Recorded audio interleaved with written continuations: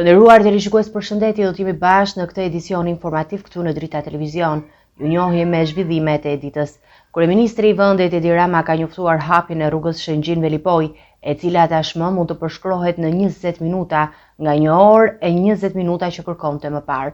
Kryeministri tha se ky investim me një kosto prej 3.8 miliard lekësh lehtëson qarkullimin dhe promovon turizmin në këtë pjesë të Shqipërisë. Rama gjithashtu theksoi se ky është vetëm një nga projektet që synon zhvillimin e turizmit malor në veri, duke përfshirë investime edhe në sektorin energjetik. Nga kjo fundjavë, rruga Shëngjin-Velipoj do të jetë e hapur për trafikun, duke ndikuar pozitivisht në kohën e udhëtimit dhe lehtësuar qarkullimin e qytetarëve dhe turistëve. Me hapjen e rrugës së re, distanca duhet të përshkohet vetëm për 20 minuta. Përfundimi i kësaj rruge të re është vërtet një moment lehtësimi, sepse me këtë rrugë të re, si dhe me segmentet tjera të kësaj natyre që kemi investuar apo po vazhdojmë të investojmë për Shqipëri, i zbulojmë shqiptarëve, por edhe turistëve një pjesës të magjishme Shqipërie që deri dje ishte pak sesueshme. Në të njëjtën kohë, banorët e zonës kanë kërkuar informacion dhe për aksin tjetër Milot-Ballldren, që do të mundsojë lehtësimin e trafikut kaotik në segmentin Lezhë-Shkodër.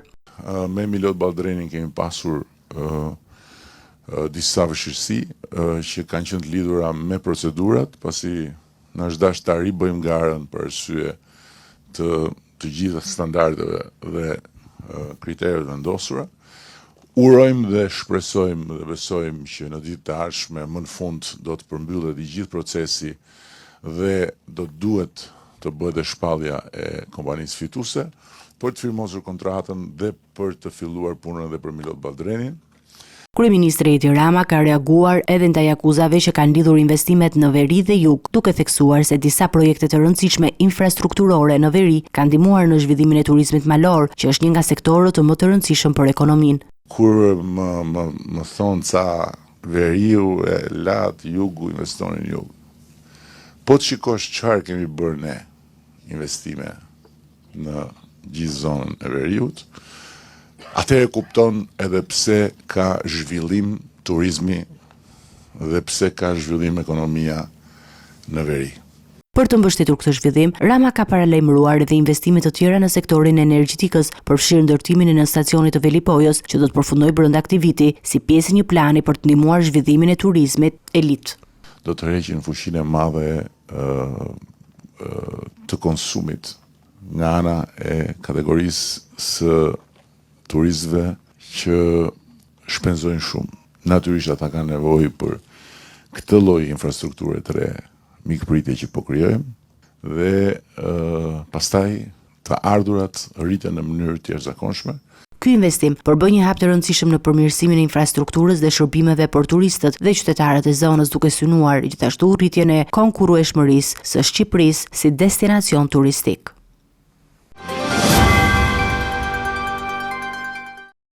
Kryetari i Partisë Demokratike Sali Berisha ka shprehur shqetësimin se Shqipëria nuk mund të bëhet pjesë e Bashkimit Evropian me sistemin aktual të shëndetësisë. Në një takim me studentët e mjekësisë, Berisha ka theksuar nevojën për ndryshime të mëdha, duke përfshirë dyfishimin e pagave për mjekët dhe ndërtimin e një fakulteti të dytë të mjekësisë, si dhe anulimin e ligjit që detyron studentët e mjekësisë të punojnë në Shqipëri pas diplomimit. Kryetari i Partisë Demokratike Sali Berisha ka deklaruar se Shqipëria nuk mund të bëhet pjesë e Bashkimit Evropian nëse nuk realizon reforma të thella në sistemin e shëndetësisë. Në një takim me studentët e mjekësisë, Berisha ka theksuar se një nga problemet kryesore që ndikon në sistemin shëndetësor është largimi masimi i mjekëve për shkak të pagave të ulta.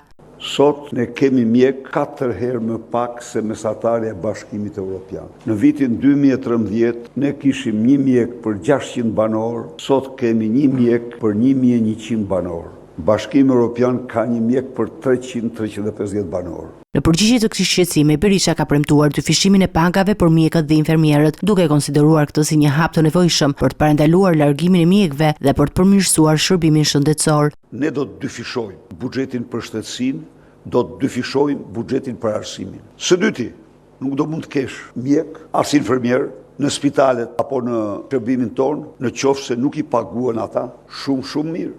ne zotohemi të dyfishojmë rrogat për mjek dhe infermierët. Një tjetër mas që Berisha ka propozuar është ndërtimi një fakulteti të dytë të mjekësisë për të përballuar nevojën për staf të kualifikuar. Do të hapim detyrimisht një fakultet tjetër mjekësie. Nuk përballohet. Kanë ikë në vit 1000. Imagjinoni ju kur dalin pension këta të këtij viti. Ne shkojmë drejt një shterrimi të frikshëm të personelit mjekësor. Ndaj dhe ne. Kryetari i Partisë Demokratike ka premtuar gjithashtu anulimin e ligjit detyron studentët e mjekësisë të punojnë për disa vite në Shqipëri, duke cilësuar këtë ligj si antidemokrat dhe diskriminues. Nuk pritet as Strasburgu, as një lloj vendimi, ai është një ligj që Shqipëria duhet të ndahet prej tij. Tani keni bërë një pyetje, keni shtruar një koment këtu. A ndikon profesioni i mjek? Në lidhje me tarifat e larta për studentët e mjekësisë, Berisha ka premtuar ulje të konsiderueshme të tarifave, duke siguruar se ato do të jenë më të ulta se 1/4 e atyre që janë aktualisht. Që tarifat ju garantoj që do t'jenë jo më shumë se 1/4 e këtyre që janë sot. 1/4. Ju keni tarifat më të larta në Europë. Ai ka akuzuar qeverinë për korrupsion në sistemin shëndetësor, duke e cilësuar atë si mafian më të zezë që merr jetë njerëzish. Mafia më zezë është mafia e sistemit shëndetësor, sa ajo ka të bëjë me jetë njerëzish. Ajo merr jetë njerëzish, ajo kushton jetë njerëzish, dhe ajo është më keqja. Dhe ne do ta shpëtojmë shëndetësinë tonë dhe sistemin tonë nga kjo mafie. Shumë faleminderit. Berisha ka përmendur gjithashtu investimet e Partisë Demokratike në sistemin e shëndetësisë, duke përfshirë blerjen e pajisjeve të reja për spitalet dhe përmirësimin e shërbimit ndaj pacientit. Ai ka theksuar se partia e tij është e angazhuar për të sjellë ndryshime të shpejta dhe të prekshme për përmirësimin e kushteve të shëndetësisë në Shqipëri.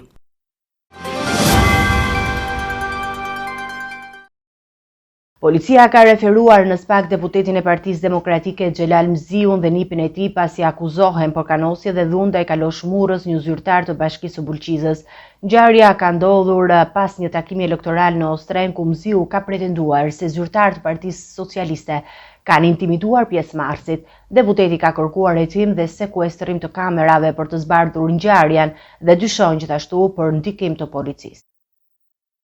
Deputeti i Partisë Demokratike Xhelal Mziu dhe nipi i tij janë referuar në SPAK për akuza kanosje dhe dhune ndaj Kalosh Murrës, një zyrtar i Bashkisë së Bulqizës, gjatë një takimi elektoral. Sipas policisë, ngjarja ka ndodhur në 24 prill pas një takimi të demokratëve, ku Mziu dhe nipi i tij dyshohet se kanë dhunuar zyrtarin Kalosh Murra. Mziu ka reaguar përmes një postimi në rrjetet sociale, duke i akuzuar zyrtarët e Partisë Socialiste për indimitimin e pjesëmarrësve në takime përmes kërcënimeve me heqjen e ndihmës ekonomike, çka ka shkaktuar largimin e disa prej tyre. Ai ka theksuar se ka paralajmëruar Murrën dhe e ka kërcënuar me kallëzim në prokurori për shantazhimin e qytetarëve me ndihmën sociale. Deputeti i Partisë Demokratike ka ngritur dyshime për rolin e policisë në ngjarje, duke thënë se ajo nuk e mori denoncimin e Partisë Demokratike dhe shpërndau informacion të rrem lidhur me ngjarjen. Mziu ka kërkuar që SPAK të ndërhyjë dhe të sekuestrojë kamerat e zonës për të hetuar këtë incident, ndërkohë që ai ka theksuar lidhjet familjare mes drejtorit të policisë dhe mbështetësve të Partisë Socialiste. Kjo ka nxitur shqetësim dhe ka shtyr dyshimet mbi mundësinë e një ndikimi të mundshëm politik në hetimin e ngjarjes, duke kërkuar që të sigurohen prova të plota dhe transparente për këtë incident.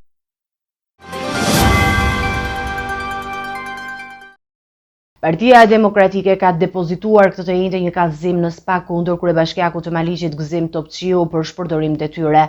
Drejtuesi politik i Korçës Ivi Kaso e akuzon Topçiun për punësim elektoral dhe procedura prokurimit të shkelura, duke përfshirë autorizimin e asfaltimit të rrugëve.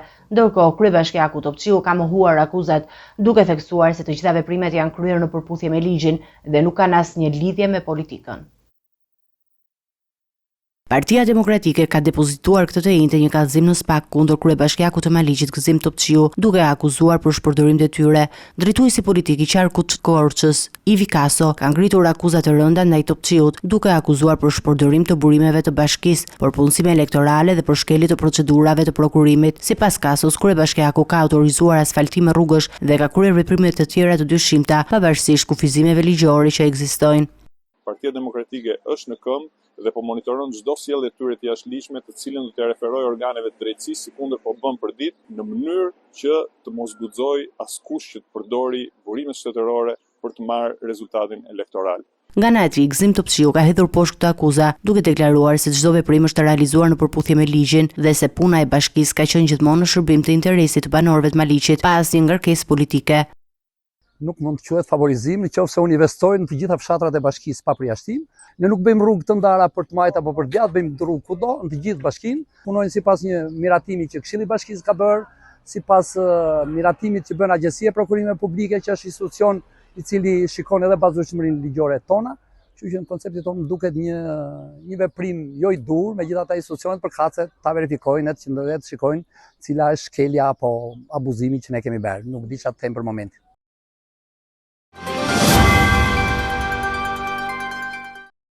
Prokuroria e posaçme ka ankimuar vendimin e gjykatës që urdhëroi regjistrimin e një procedimi penal ndaj ish ministres së jashtme Olta Xhaçka dhe bashkëshortit të saj Artan Gaçi. Ky zhvillim vjen pas hetimeve të lidhur me një investim strategjik në Imar, duke përfshirë këtu si të dyshuar edhe Xhaçkën dhe Gaçi në një skem përfitimi të pasurive nëpërmjet dokumenteve të falsifikuara. Prokuroria e posaçme ka bërë një ankimim në apelin e posaçëm duke kërkuar ndryshimin e vendimit të gjykatës së shkallës së parë, e cila urdhëroi regjistrimin e një procedimi penal ndaj ish-ministres së jashtme Olta Xhaçka dhe bashkëshortit të saj Artan Gaçi. Prokuroria ka theksuar se ka kryer hetime të thedhuara për aktivitetin e dyshuar të Artan Gaçit lidhur me përfitimin e pasurisë në Imar përmes falsifikimit të dokumenteve, një hetim që ka ngritur dyshime për mundësinë e përfshirjes së Xhaçkës në këtë proces. Sipas organit akuzës, asnjë provë nuk ka konfirmuar lidhjen direkte të Xhaçkës me përfitimin e tokave të sekuestruara për shkak të detyrës së saj si ministre. Megjithatë, prokuroria e posaçme pohon se hetimet paraprake për këtë çështje janë kryer, por nuk ka pasur mjaftueshëm prova për të justifikuar regjistrimin e procedimit ndaj Xhaçkës dhe Gaçit. Prokuroria ka kërkuar që vendimi i gjykatës së posaçme të ndryshohet, duke e cilësuar atë si të pabazuar në ligj dhe prova. Ky proces ka lindur pas ankimimit të bërë nga ish kryebashkiaku i Marës Fredi Beleri, i cili kërkoi hetimin e Xhaçkës dhe bashkëshortit të saj në lidhje me një kallëzim për shkelje të mundshme të ligjit gjatë administratës së Jorgo Goros. Në shkurt të këtij viti, gjykata e posaçme urdhëroi Spakun të hetojë Artan Gaçin për falsifikimin e dokumenteve dhe pastrim parash, ndërsa Olta Xhaçka për shpërdorim detyre. Prokuroria e posaçme ka theksuar se hetimet janë ende në zhvillim dhe ka kërkuar një rishikim të vendimit të GJK-s, duke u shprehur se asnjë prej akuzave të ngritura nuk ka qenë mjaftueshme për të justifikuar hapjen e një hetimi penal ndaj dy të pandehurve. Tashmë çështja pritet të shqyrtohet nga apeli i posaçëm, ku do të vendoset nëse hetimet do të vazhdojnë apo jo ndaj Xhaçkës dhe Gaçit. Gazetarja dhe moderatorja Jeni Vasili është zgjedhur drejtoreshe përgjithshme e Radio Televizionit Shqiptar pas një procesi të fshehtë votimi. Ajo arriti të siguronte shumicën e cilësuar prej 7 votash gjatë votimit të dytë nga Këshilli Drejtues i RTS-s. Mandati i saj do të jetë 5 vjeçar, duke pasur një periudhë të trazuar në krye të këtij institucioni. Jeni Vasili, gazetarja dhe moderatorja e njohur, është zgjedhur drejtoreshe përgjithshme e Radio Televizionit Shqiptar. Vendimi u mor gjatë votimit të dytë të Këshillit Drejtues të RTS-s, ku Vasili arriti të sigurojë shumicën e cilësuar prej 7 votash përmes një procesi të fshehtë votimi. Kjo fitore pason një raund të parë që u mbaj të njëjtën, ku asnjë nga kandidatët nuk arriti të merrte numrin e nevojshëm të votave për të zgjedhur. Në këtë raund të dytë, Jeni Vasili rezultoi më e votuara mes kandidatëve, duke marrë 3/5 e votave të nevojshme për të zgjedhur në këtë pozitë. Kandidatët e tjerë, Zoje Jakaj Marashi dhe Engjullush Musai, morën 3 dhe 1 vot respektivisht. Të 3 kandidatët kaluan në fazën përfundimtare pas dështimit të raundit të parë, ku nuk u arrit kuorumi nevojshëm. Sipas statusit të RTS-s, Jeni Vasili do drejtojë këtë institucion në një mandat 5 vjeçar. Emërimi i saj vjen pas një periudhe trazirash në drejtimin e RTS-s, ku një proces zgjedhori më parshëm u cilësua i palishëm, duke çuar në shpërbërjen e Këshillit Vjetor Drejtues nga Parlamenti. Shqipërisë do t'i duhen afërsisht 20 vite për të kaluar në klasifikim si vend me të ardhurat të larta. Sipas raportit të fundit të Bankës Botërore, ardhurat për frym në Shqipëri janë afërsisht $8.500 në vit, ndaj sugjerojnë politikat e reja zhvillimore, investime në kapitalin njerëzor dhe përshpejtim të integrimit ekonomik dhe teknologjik në rajon. Një raport i fundit i Bankës Botërore vlerëson se Shqipërisë do t'i duhen afërsisht 20 vite për të kaluar në klasifikimin si vend me të ardhurat të larta. Të dhënat nga Banka Botërore referojnë se të ardhurat për frym në Shqipëri arritën afërsisht $8.500 në vitin 2023, por që të kalojnë në pragun e $14.000 në të cilën klasifikohen vendet me të ardhurat të larta, do duhen afërsisht 2 dekada, ndërsa për të arritur standardet e jetesës që Bashkimi Evropian ka sot, na duhet më shumë se gjysmë shekulli, referoi bëjnë projeksione të tjera nga Bergh. Shqipëria aktualisht klasifikohet në grupin e vendeve me të ardhura të mesme të larta, ku bëjnë pjesë shtetet që kanë të ardhura për frym, ndërmjet 450 deri në $1.400 për frym, sipas kufive të rishikuar vitin e kaluar nga banka. Raporti i fundit tregon se vendet e rajonit të Europës dhe Azisë Qendrore po përballen me sfida serioze në rrugën drejt arritjes së statusit të vendeve me të ardhura të larta, një objektiv që duket gjithnjë e më i largët për shumë prej tyre. Vendet si Malizi dhe Bosnjë-Hercegovina dhe Serbia janë më afër këtij objektivi, me parashikime që shkojnë deri në rreth 10 deri në 18 vite për klasifikimin në grupin e vendeve me të ardhura të larta. Për Shqipërinë ky prag është rreth 20 vite, ndërsa për Maqedoninë e Veriut duhen pak vite më shumë. Banka sugjeron politika të reja zhvillimore, investime në kapitalin njerëzor dhe përshpejtim të integrimit ekonomik dhe teknologjik në rajon. Këtë vit, 3 vende, Bullgaria, Palau dhe Rusia, kaluan në kategorinë me të ardhura të mesme të larta. Ecime të tjera informacione kalojmë në zhvillimet nga rajoni. Përpjekja e 6 për konstituimin e Kuvendit të Kosovës ka dështuar pasi kandidatura e Elbolena Haxhiut për kryeparlamentare nuk ka arritur të sigurojë shumicën e votave. Edhe pse mori 57 vota pro, ajo nuk arriti të fitonte 61 votat e nevojshme. Opozita ka kërkuar një kandidaturë tjetër nga lëvizja vetvendosje, duke akuzuar Haxhiun për përçarje të kuvendit. Përpjekja e 6 për të konstituar Kuvendin e Kosovës ka dështuar, pasi kandidatura e Elbolena Haxhiut për kryeparlamentare nuk ka arritur të sigurojë shumicën e votave. Në seancën e së premtes, Haxhiu mori 57 vota pro, 47 vota kundër, ndërsa 3 deputet abstenuan, duke mos arritur asnjëherë numrin e nevojshëm prej 61 votash për të bërë kryeparlamentare. Ky është dështimi i 6 radhazi për konstituimin e Kuvendit të Kosovës që nga zgjedhjet e fundit. Partitë e tjera, përfshirë opozitën, kanë pasur një qëndrim të njëjtë, duke votuar kundër Haxhiut për kryeparlamentare. Opozita ka kërkuar nga lëvizja vetvendosje që të propozojë një kandidat tjetër për këtë pozitë, duke akuzuar Haxhiun për përçarje të brendshme dhe përfshirje në skandale që sipas tyre dëmtojnë imazhin e kuvendit. Kreu i Partisë Demokratike të Kosovës, Memli Krasniqi, ka akuzuar lëvizjen vetvendosje për mosgatishmërinë për të zhbllokuar situatën politike. Ai tha se qëllimi i partisë në pushtet është që të mos ndryshojë propozimin për kryeparlamentaren, duke e penguar kështu formimin e kuvendit. Nëse ky bllokim vazhdon, Krasniqi theksoi se një mundësi tjetër do të ishte mbajtja e zgjedhjeve të jashtëzakonshme në muajin maj të këtij viti. Qytetarët e Kosovës tashmë mund të udhtojnë drejt Malajzisë pa pasur nevojë për viza për qëndrime afaqshkurtra deri në 30 ditë. Ky vendim u bë publik nga presidentja e Republikës së Kosovës Vjosa Osmani, e cila vlerësoi masën si një hap të rëndësishëm drejt thedhimit të bashkëpunimit bilateral. Malajzia, një nga vendet e para që njohu Kosovën në vitin 2008, bëhet kështu shteti i 53 që ofron udhëtime pa viza për kosovarët. Një zhvillim pozitiv në arenën ndërkombëtare ka ardhur nga Azia Juglindore.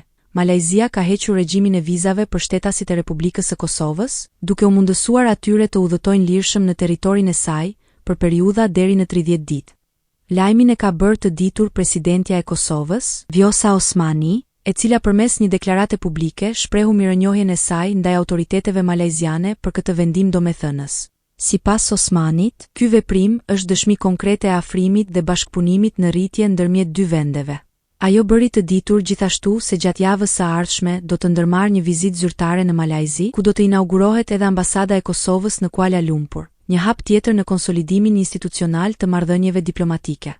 Ky është një tregues i qartë se lidhjet mes dy vendeve tona po forcohen çdo ditë më shumë. Shpreh mirënjohjen time të sinqertë ndaj institucioneve malajziane për këtë vendim domethënës, deklaroi presidentja në platformën sociale. Malajzia ka qenë ndër vendet e para që ka njohur pavarësinë e Kosovës në vitin 2008 dhe vendimi i fundit për heqjen e vizave për shtetasit kosovar konfirmon vazhdimsinë e mbështetjes ndaj shtetësisë dhe integrimit të Kosovës në botën demokratike. Me këtë hap, numri i vendeve që ofrojnë qytetarëve të Kosovës mundësinë për të udhëtuar pa vizë arri në 53, një tregues i përparimeve që po arrihen në diplomacinë e jashtme të vendit.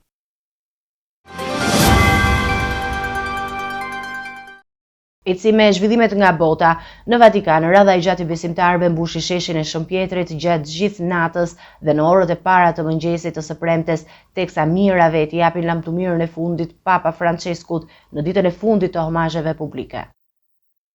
Bazilika e Shën Pjetrit qëndroi e hapur thuajse gjatë gjithë natës, duke mbyllur dyert vetëm për një periudhë të shkurtër prej 3 orësh, nga ora 2:30 deri në 5:30 të mëngjesit. Trupi i Papës 88 vjeçar, i cili ndërroi jetë të hënën, u vendos në bazilikë të mërkurën në një procesion solemn dhe që prej asaj dite, mbi 130.000 njerëz nga e gjithë bota kanë kaluar përpara arkivolit për t'i bërë nderimet e fundit, sipas të dhënave të publikuara nga Vatikani. Në një intervistë të dhënë për të përditshmen italiane La Repubblica, kardinali italian Giovanni Battista Re, udhëheqës i kolegjit të kardinalëve, e përshkroi Papën Francesku si një njeri që shërbeu me përkushtim të palëkundur dhe dashuri të thellë për kishën dhe popullin e tij deri në momentet e fundit të jetës. Ndërkohë, Vatikani po përgatitet për ceremoninë e funeralit që do të mbahet të shtunën, ku pritet të marrin pjesë qindra delegacione nga e gjithë bota. Në mesin e tyre, edhe figura të njohura ndërkombëtare, përfshirë ish presidentin e Shteteve të Bashkuara të Amerikës, Donald Trump, i cili pritet të mbërrijë në Rom mbrëmjen e së premtes. Në përfundim të homazheve në bazilikë, arkivoli i Papës do të mbyllet në një ceremoni private, në prani të një grupi të kufizuar ndihmësish. Ndërkohë, konklava për zgjedhjen e Papës së ri pritet të nisë pas datës 6 maj, ndërsa kardinalet që ndodhen aktualisht në Rom vijojnë takimet e përditshme në kuadër të kongregacioneve të përgjithshme, duke marrë përkohësisht drejtimin e Kishës Katolike Romake, me mbi 1.4 miliard besimtar anë mban botës. Pas pak kënaqësisë së përbashkët të shkaktuar nga tarifat e ashpra të presidentit amerikan Donald Trump, Kina po bëhet e kujdesshme në përpjekjet për përmirësimin e marrëdhënieve me Bashkimin Evropian. Pekini dhe Parlamenti Evropian janë në fazën finale të diskutimeve për heqjen e sanksioneve ndaj ligjvënësve të tij, një hap që mund të çojë në një rikthim të raporteve më pozitive mes dy palëve. Kjo përpjekje vjen ndërsa Kina është përballur me pasoja dhe tarifa amerikane dhe kërkon të zbusë tensione tregtare me Bashkimin Evropian. Në mes të tensioneve të vazhdueshme që Kina ka pasur me Shtetet e Bashkuara për shkak të tarifave të vendosura nga administrata Trump, Pekini është duke bërë përpjekje për të përmirësuar raportet me Bashkimin Evropian. Si pjesë e këtyre përpjekjeve, Kina dhe Parlamenti Evropian janë në fazën finale të diskutimeve për heqjen e sanksioneve të vendosura ndaj disa ligjvënësve të Parlamenti Evropian. Sipas një zëdhënësi të PES, diskutimet me autoritetet kineze po vazhdojnë dhe janë drejt fundit. Ai pohoi se presidentja e Parlamentit Evropian, Roberta Metsola, do të informojë krerët e grupeve politike kur autoritetet kineze të konfirmojnë zyrtarisht heqjen e sanksioneve. Ky zhvillim vjen në një kohë kur Kina është duke u përpjekur të bëjë përparim përmes një strategjie të re për të zbutur tensionet me Bashkimin Evropian, pas pasojave të luftës tregtare me Shtetet e Bashkuara, e cila ka ndikuar rënd në ekonominë kineze.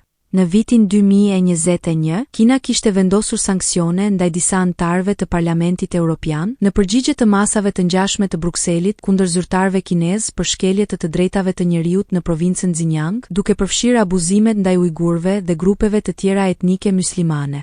Përgjigja e Parlamentit Evropian kishte qenë ngrirja e ratifikimit të marrëveshjes gjithëpërfshirëse të investimeve Bashkimin Evropian-Kinë, që kishte për qëllim thellimin e bashkëpunimit ekonomik midis dy palëve. Tani, duke përpjekur të përmirësojë marrëdhëniet e tij me Evropën, Pekini ka shfaqur gatishmërinë për të hequr sanksionet ndaj ligjvënësve të PES, një hap që mund të sjellë një hap të rëndësishëm për normalizimin e marrëdhënieve midis dy fuqive ekonomike. Ky zhvillim ka krijuar shpresa për një rikthim të mundshëm të bashkëpunimit të plotë mes dy tregjeve të mëdha të botës. Presidenti amerikan Donald Trump ka deklaruar se është bërë një hap i rëndësishëm drejt paqes për Ukrainën, duke theksuar se Rusia ka treguar gatishmëri për të ndalur luftën. Megjithatë, pas një sulmi të ashpër mbi Kievin, që la të paktën 12 vrarë, presidenti i Ukrainës Volodymyr Zelensky shprehu dyshime për përkushtimin real të Moskës dhe përpjekjet amerikane. Ndërkohë, sekretari amerikan i shtetit Marco Rubio konfirmoi se diskutimet për paqen do të vazhdojnë gjatë fundjavës. Presidenti i Shteteve të Bashkuara, Donald Trump, ka deklaruar se negociatat për paqe në Ukrainë kanë shënuar një përparim të rëndësishëm dhe se Kremlini ka bërë, siç e quajti ai, një lëshim të madh, duke treguar gatishmëri për të ndalur agresionin dhe për të mos kërkuar më kontroll të plotë mbi të gjithë territorin ukrainas. Deklaratat u bën gjatë një konference për shtyp në Shtëpinë e Bardhë, ku presidenti amerikan theksoi se administrata e tij po ushtron presion të madh diplomatik ndaj Moskës. Megjithatë, ai nuk fshehu pakënaqësinë ndaj sulmit të fundit rus në Kiev, që ndodhi të enjten, ku përpasoi humbën jetën të paktën 12 persona në atë që përshkruhet si sulmi më i rëndë ndaj kryeqytetit Ukrainas gjatë këtij viti. Në të njëjtën konferencë foli edhe sekretari amerikan i shtetit, Marco Rubio, i cili njoftoi se gjatë fundjavës do të zhvillohen diskutime të mëtejshme me synimin për të çuar përpara një marrëveshje mes palëve. Por në Ukrainë, presidenti Volodymyr Zelensky u shpreh skeptik. Ai ndërpreu një udhëtim zyrtar në Afrikën e Jugut për të përballur me pasojat e sulmeve dhe deklaroi se nuk sheh asnjë presion të fortë ndaj Kremlinit apo ndonjë paketë të re sanksionesh ndaj Rusisë. Zelensky rikujtoi paralajmërimet e mëparshme të Trumpit ndaj Moskës, ndërsa ju përgjigj edhe akuzave të fundit të presidentit amerikan, i cili e kishte kritikuar për refuzimin e njohjes së aneksimit të Krimes nga Rusia, një çështje që vazhdon të mbetet një nga pikat më të nxehta të konfliktit. Nuk mund të bëjmë asgjë që bie ndesh me kushtetutën tonë, tha Zelensky, duke theksuar se Kievi po respekton çdo propozim të ardhur nga partnerët ndërkombëtar, përveç atyre që cenojnë sovranitetin e vendit. Nga ana tjetër, sekretari i përgjithshëm i NATO-s, Mark Rutte, i cili ndodhet në Washington, deklaroi qartë se tani është radha e Rusisë për të ndërmarrë hapa konkret. Topi është në fushën e Rusisë, tha ai, pas takimit me presidentin Trump. Një sulm i rënd i realizuar nga forcat ruse ka lënë të vdekur 3 persona, përfshirë një fëmijë dhe të plagosur të tjerë në qytetin ukrainas Pavlohrad.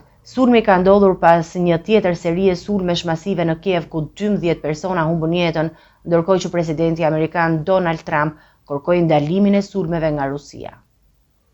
Pavlohradi, një qytet në qendër të Ukrainës, është goditur nga një sulm ajror i forca ruse, duke lënë 3 të vdekur, përfshirë një fëmijë dhe 8 të plagosur. Guvernatori rajonal, Serhiy Lysak, e konfirmoi lajmin në një postim në Telegram, duke shtuar se gjithashtu janë shkatëruar disa ndërtesa dhe shpërthyer disa zjarre. Disa ndërtesa shumëkatëshe janë kapluar nga flakët, ndërsa forcat e kërkim shpëtimit po punojnë për të nxjerrë njerëzit e bllokuar. Ky sulm i fundit është pjesë e një serie sulmesh ruse që ka përfshirë qytetin e Pavlohradit, i cili ka pasur një popullsi prej rreth 100.000 banorësh para luftës. Pavlohradi është një qendër kyçe hekurudhore, duke lidhur rajonin e Dnipropetrovskit me pjesën lindore të Ukrainës. Përgjatë natës, forcat ajrore të Ukrainës raportuan se Rusia ka lëshuar 103 dronë në një sulm të gjerë mbi 5 rajone të ndryshme të vendit. Sulmet kanë shkaktuar dëme të mëdha në Harkiv, ndërsa në Pavlohrad janë regjistruar viktima dhe të plagosur. Presidenti amerikan, Donald Trump, reagoi ndaj sulmeve duke kërkuar që presidenti rus, Vladimir Putin, t'i ndalë sulmet në Ukrainë, duke cilësuar agresionin si të panevojshëm dhe me pasoja të rënda, siç janë vdekjet e ushtarëve rus. Vladimir, ndalu, i tha Trump, duke i bërë thirrje Putin të arrijë një marrëveshje për paqe. Po ashtu, presidenti i Ukrainas Volodymyr Zelensky ndërpreu vizitën e tij në Afrikën e Jugut për të kthyer në vend pas sulmeve në Kiev dhe për të shpallur se Rusia mund të arrijë armëpushim vetëm nëse ndalon këto sulme të përditshme. Sulmet ruse, përfshirë ato të dieshme me raketa dhe dron, kanë shkaktuar frikë dhe panik në qytetet e Ukrainës dhe poshtojnë presionin ndërkombëtar ndaj Moskës për t'i dhënë fund agresionit. Ndërkohë, operacionet e kërkim shpëtimit vazhdojnë në qytetet që kanë pësuar dëme, dhe autoritetet ukrainase janë në gatishmëri për të menaxhuar pasojat e sulmeve.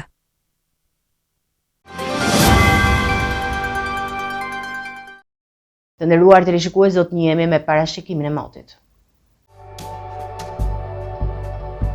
Territori shqiptar për datën 26 prill do të ndikohet nga kushte atmosferike të paqëndrueshme, me alternime kthjellimesh dhe vranësirash.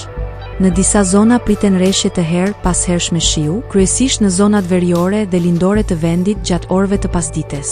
Temperatura minimale pritet të zbresë deri në 9 gradë Celsius, ndërsa ajo maksimale pritet të arrijë deri në 23 gradë Celsius në zonat e ulta perëndimore. Era do të fryjë lehtë deri mesatare nga drejtimi verilindor veriperëndimor me shpejtësi 5 deri 10 metër për sekond, ndërsa në zonat bregdetare mund të arrijë deri në 13 metër për sekond. Deti parashikohet me dallgëzim të ulët 2 deri në 3 ball.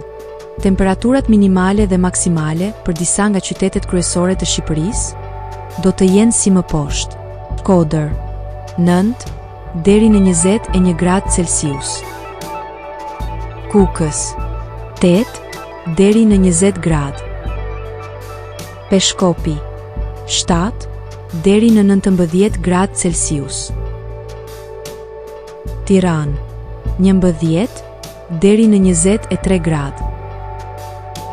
Durrës, 12 deri në 23 gradë. Kavaj, 11 deri në 22 gradë. Elbasan, 10 deri në 22 gradë Celsius. Berat, 10 deri në 23 gradë. Korç, 7 deri në 18 gradë. Vlorë, 13 deri në 21 gradë Celsius. Gjirokastër, 12 deri në 23 gradë. Sarand, 13 deri në 22 gradë Celsius. Territori i Kosovës për datën 26 prill do të karakterizohet nga moti ndryshueshëm, me kthjellime dhe vranësira të herpashershme. Në disa zona kodrinore priten rreshje lokale gjatë pasdites, ndërsa pjesa jugore e vendit do të ketë më shumë kthjellime. Temperatura minimale do të zbresë deri në 7 gradë Celsius, ndërsa ajo maksimale do të arrijë deri në 20 gradë Celsius. Era do të fryejë lehtë nga drejtimi verilindor me shpejtësi mesatare prej 4 deri 9 metër për sekond dhe her pas here në disa lugina deri në 12 metër për sekond. Temperaturat minimale dhe maksimale për disa nga qytetet kryesore të Kosovës do të jenë si më poshtë: Mitrovica, 7 deri në 19 gradë Celsius. Podujev, 7 deri në 18 gradë. Skënderaj, 7 deri në 17 gradë Celsius. Pej, 8 deri në 19 gradë. Prishtinë, 7 deri në 20 gradë Celsius. Gjakov, 8 deri në 19 gradë. Malishev, 8 deri në 18 gradë. Gjilan, 7 deri në 19 gradë. Ferizaj, 7 deri në 19 gradë Celsius. Kaçanik, 8 deri në 18 gradë Celsius. Suharek, 9 deri në 18 gradë. Prizren, 8 deri në 19 gradë Celsius. Të nderuar televizionistë, ishte gjithçka e përgatitur në këtë edicion informativ. Ju faleminderit për vëmendjen tuaj. Bashkë do takohemi në edicione të tjera. Deri atëherë, miru takofshim.